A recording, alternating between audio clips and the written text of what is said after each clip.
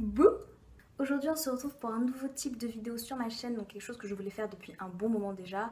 Tout simplement, je vais te lire des passages, des extraits, des petits bouts de phrases de livres qui m'ont plu tout simplement et que j'avais envie de te partager, surtout que je me dis que parfois juste un extrait ou un passage de livre suffit à te donner envie de lire un livre. Du coup, c'est parti. Les premières citations seront tirées de Maintenant qu'il fait tout le temps nuit sur toi de Mathias Malzieu, et là je lis aux éditions J'ai lu. Est-ce qu'il ne fait pas trop froid là-bas? Est-ce que tu sais les fleurs sur le toit de toi? Est-ce que tu sais pour l'arbre qu'on va devoir couper? Est-ce que tu sais pour le vent qui agite les volets de la cuisine et secoue ton ombre sur le carrelage? Maintenant, il fait tout le temps nuit sur toi. J'aime les livres qu'on peut mettre dans les poches, trimballer, aimer, prêter, corner, donner, racheter pour lire ses passages préférés. C'est un acte important pour moi d'échanger un livre qu'on aime. C'est comme prêter ses chaussures.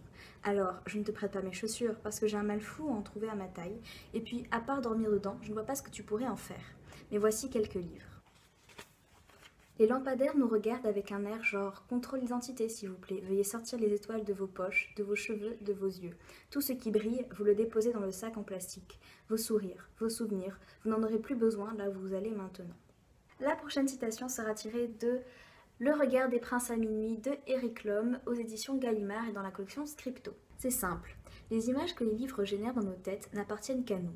Si je lis le mot chat, je vais me figurer un chat qui ne sera qu'à moi, issu de mes expériences avec les chats, de mon imaginaire félin, que sais-je.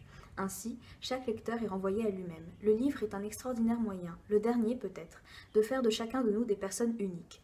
Je dis unique, pas exceptionnel, il ne faut pas tout confondre. Oui Hervé, un lecteur est unique, il n'est pas interchangeable comme le sont les téléspectateurs. D'un côté, tu as une personne, de l'autre, des individus. Et pour finir, la prochaine citation sera tirée de Sur la tête de l'amour de Boris Lano, donc aux éditions Sarbacane dans la collection Exprime.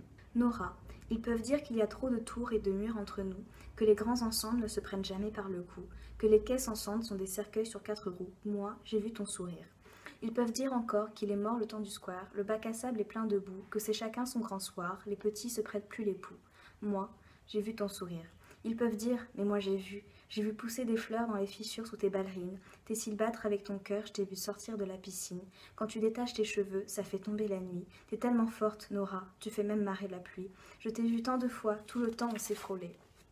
Moi j'attendais de voir ta bretelle s'envoler, j'espérais qu'un jour tu laisserais tomber un cil sur ma joue, même sans le faire exprès. Alors qu'ils parlent ou qu'ils se taisent à jamais, la javanaise, ses remparts, sûrs ils vont nous aimer. J'irai souffler sur tes lèvres avec une date, un verre de lait, effleurer un baiser. Voilà, cette vidéo est déjà finie, j'avais envie de faire quelque chose d'assez court pour pas que t'en aies marre de m'entendre lire des trucs. Si le concept t'a plu, tu peux me le dire en commentaire et peut-être que j'en referai une autre dans le même style, mais bien sûr avec d'autres livres. Et sinon c'est tout pour moi et je te fais de gros bisous et je te dis à bientôt. Bye!